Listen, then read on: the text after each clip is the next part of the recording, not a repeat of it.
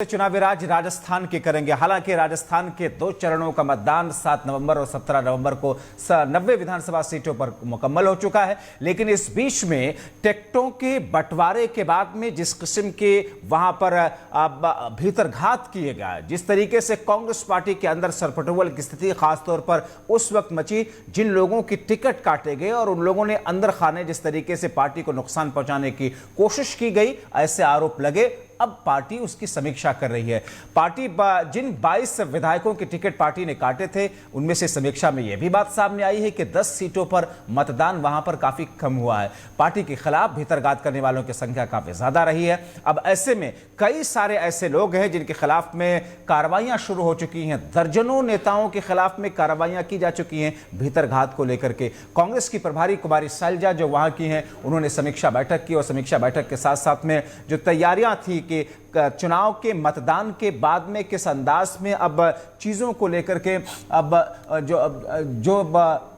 जहां पर ईवीएम रखे गए हैं, जहां पर आमतौर पर पार्टियों के कार्यकर्ता और नेता जाते हैं, बाहर से रखवाली करते हैं, उन तमाम चीजों को लेकर के जिस अंदाज में बातें बीच में सामने आ रही थी, लेकिन अभी से नतीजों के पहले से इस अंदाज की कार्रवाई होना यह दर्शाता है कि कांग्रेस एक नए ढंग से, एक नए रूप से चुनाव को लेना शुरू कर रही है और पार्टी को एकजुट रखने के लिए जहां जरूरत हो सख्ती की, जहां जरूरत हो भीतरघात करने वाले लोगों पर प्रहार करने की या उन पर एक्शन लेने की, वो एक्शन भी शुरू हो चुकी है। आइए आपको सुनवाते हैं क्या कुछ कहा गया इसको लेकर के और भारतीय जनता पार्टी इस पूरी प्रक्रिया पर किस तौर पर चुटकी ले रही है। देखिए, भारतीय जनता पार्टी शुरू से कह रही है कि कांग्रेस पार्टी में बड़ा असंतोष है और वो असंतोष पहले भी दिख रहा था और चुनाव के बाद भी दिख रहा है।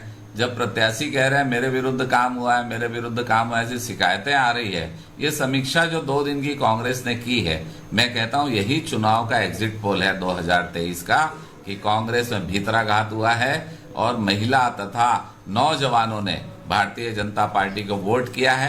ये एग्जिट पोल है इनकी समीक्षा बैठक कि कांग्रेस जा रही है, भाजपा आ रही है। इस वक्त जुड़े हुए श्री प्रकाश, जिस अंदाज में दर्जन भर नेताओं के खिलाफ में कार्रवाई और खास तौर पर उन विधायकों की सीटों पर जहां जिनके टिकट कटे थे, मतदान में कमी आना, ये तो बीजेपी जिस अंदाज की बात कर रही है, ये तो संकेत तो कांग्रेस के लिए अच्छे नहीं है।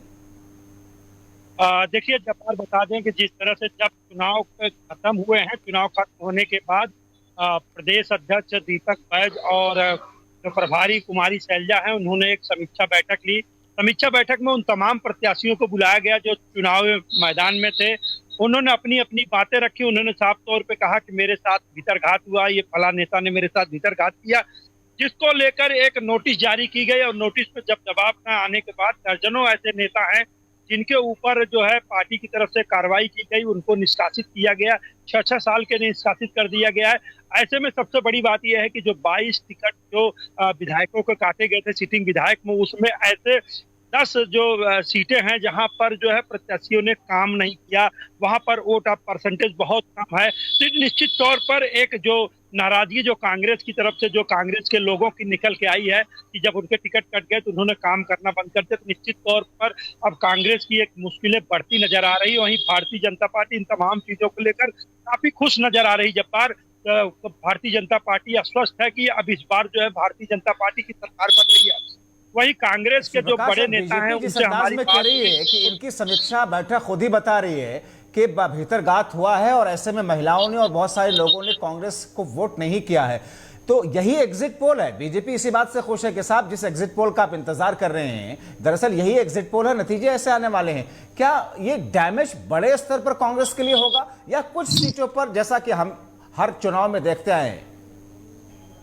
देखिए, जब्बार बता दें कि जिस तरह से भारतीय जनता पार्टी काफी उत्साहित नजर आ रही है, निश्चित तौर पर हमने भी कई बार इस बार चर्चा हुई थी, हमने बातचीत की है, अपने TV7 के दर्शकों को बताया है कि भारतीय कांग्रेस पार्टी में एक विरोध, बहुत जबरदस्त विरोध है। जिन लोगों को टिकट कटे हैं वो लोग काफी विरोध कर रहे हैं। उनका साफ तौर पे कहना है कि वो पार्टी की तरफ जो काम नहीं कर रहे हैं, वो चुनाव प्रचार में नहीं जा रहे हैं। तो निश्चित तौर पर उसी समय कांग्रेस के लिए एक बड़ी घंटी, खतरे की घंटी थी। तो निश्चित तौर पर जिस तरह से अब कांग्रेस लगातार समीक्षा कर रही है, समीक्षा के बाद जो सामने निकल के आ रहा है और जिस तरह से उन्होंने 12 से 1 दर्जन से ज्यादा अपने बड़े नेताओं को निष्कासित कर दिया, तो निश्चित तौर पर ये कांग्रेस के लिए एक बहुत ही खतरे की घंटी है। और निश्चित तौर पर जिस तरह से बड़ी बैठकें ली जा रही हैं, लगातार कांग्रेस भवन में बैठकों का दौर चल रहा है, जो प्रत्याशी है अपनी शिकायतें लेके आ रहे हैं कि हमारे खिलाफ काम हुआ है, जिताने का प्रयास नहीं किया गया, तमाम लोग जो है बीजेपी के लिए काम किए,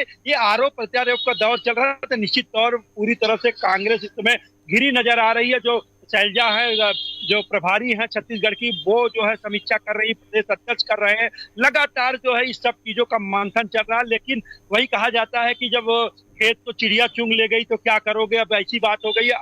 अब ये चीजें सामने तब निकल के आएंगी जब 3 दिसंबर को परिणाम आएंगे। नतीजे क्या दर्शाते हैं, कितना नुकसान इन लोगों ने पहुंचाया है, तभी साफ हो सकेगा।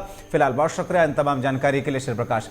तो हमारे सहयोगी जैसा कि बता रहे थे कि कांग्रेस पार्टी के अंदर जिस तरीके से भीतरघात की खबरें सामने आई और दर्जन भर नेताओं से ज्यादा के खिलाफ में इस वक्त तक कार्रवाई कर दी गई। बहरहाल चुनावी नतीजे दर्शाएंगे कि आखिर कितना डैमेज हुआ, कितना नुकसान हुआ और क्या कुछ तस्वीरें बनती है।